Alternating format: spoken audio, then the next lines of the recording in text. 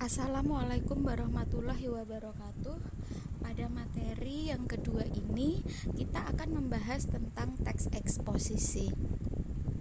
Nah, pertama kita akan belajar tentang apa sih itu teks eksposisi.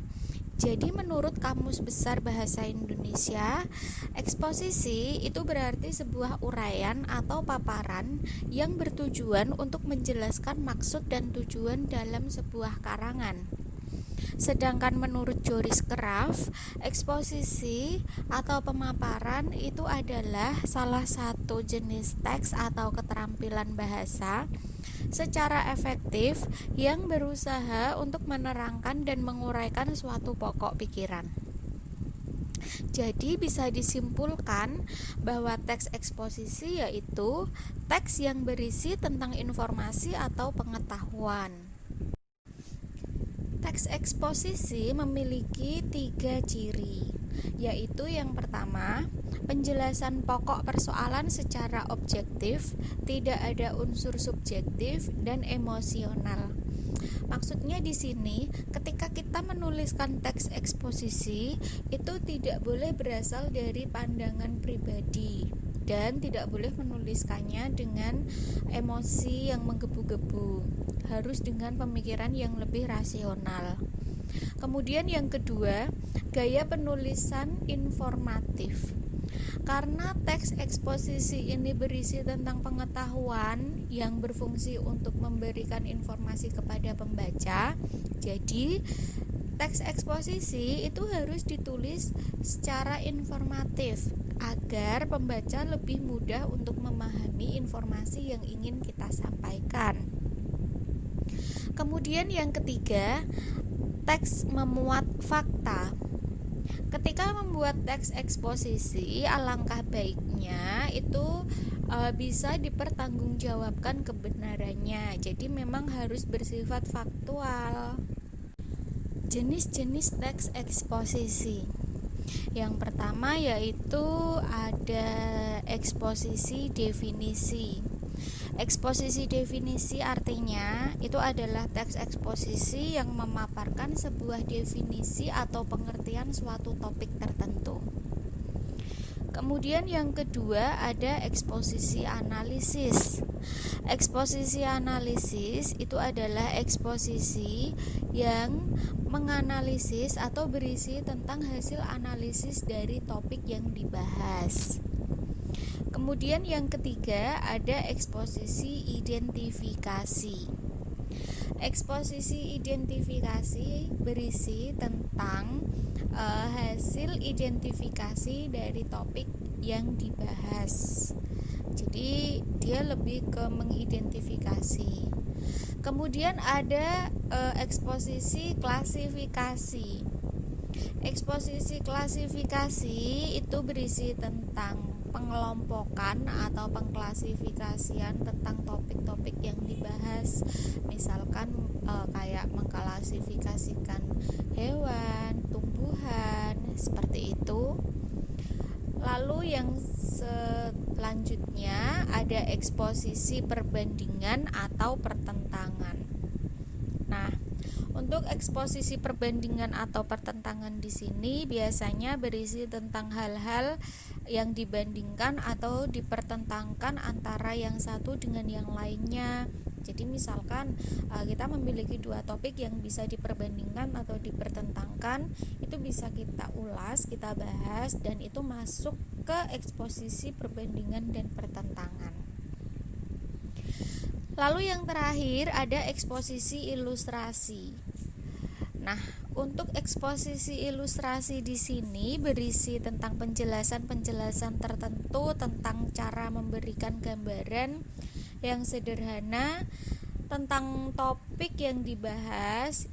Biasanya di sini lebih diilustrasikan dengan sesuatu yang lain yang memiliki kemiripan atau kesamaan sifat.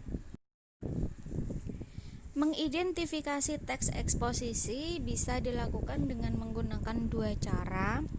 Yang pertama dengan mengidentifikasikan permasalahan, argumentasi, pengetahuan, dan rekomendasi dalam teks eksposisi. Lalu yang kedua, dengan mencari fakta dan opini dalam teks eksposisi itu sendiri. Pertama, kita akan membahas tentang cara mengidentifikasi terlebih dahulu. Teks eksposisi pada dasarnya berisi tentang paparan yang disampaikan kepada pembaca atau pendengar. Salah satu menyampaikan apa yang ingin kita sampaikan kepada pendengar itu bisa berupa pidato. Nah, dalam naskah pidato itu kan biasanya berisi tentang argumentasi, paparan, maupun rekomendasi yang ingin disampaikan kepada pendengar. Nah, untuk argumentasi itu sendiri biasanya berisi tentang pendapat yang kemudian kita sampaikan kepada pendengar. Sedangkan rekomendasi itu biasanya berisi tentang kesimpulan yang disampaikan dalam pidato tersebut. Jadi, untuk mengidentifikasi permasalahan dalam teks eksposisi secara lisan itu bisa dilakukan dengan cara berpidato. Sedangkan secara tertulis kita bisa menuliskannya melalui artikel. Sedangkan ketika kita menyampaikan teks eksposisi itu baik dalam bentuk tertulis maupun lisan, kita harus memperhatikan fakta yang dituangkan dalam teks itu sendiri. Menurut Kamus Besar Bahasa Indonesia, fakta yaitu suatu keadaan atau peristiwa yang berisi kenyataan dan benar-benar terjadi. Jadi fakta pada dasarnya adalah sesuatu yang sudah terjadi dan bisa dipertanggungjawabkan kebenarannya. Sedangkan opini itu adalah pendapat yang dikemukakan. Karena pendapat, jadi belum tentu benar-benar terjadi dan belum tentu bisa dipertanggungjawabkan kebenarannya. Sekarang kita akan membahas tentang struktur teks eksposisi. Struktur teks eksposisi ada 3. Yang pertama yaitu tesis. Kemudian yang kedua ada argumentasi. Lalu yang ketiga atau yang terakhir ada penegasan ulang. Tesis biasanya berisi tentang gagasan utama atau hal-hal yang mendasar atau pernyataan umum tentang topik yang ingin kita bahas. Biasanya dalam teks eksposisi, tesis di sini berisi tentang suatu pengertian atau definisi. Lalu argumentasi. Argumentasi di sini berisi tentang penjelasan yang lebih rinci atau mendalam tentang pernyataan pendapat dan pengungkapan fakta sebagai penjelasan dari argumen si penulis itu sendiri. Lalu yang terakhir, penegasan ulang itu berisi tentang penguat dari pendapat serta argumen yang ditunjang oleh fakta-fakta itu tadi. Biasanya lebih berisi ke kesimpulan. Kaidah kebahasaan teks eksposisi. Yang pertama menggunakan kata istilah.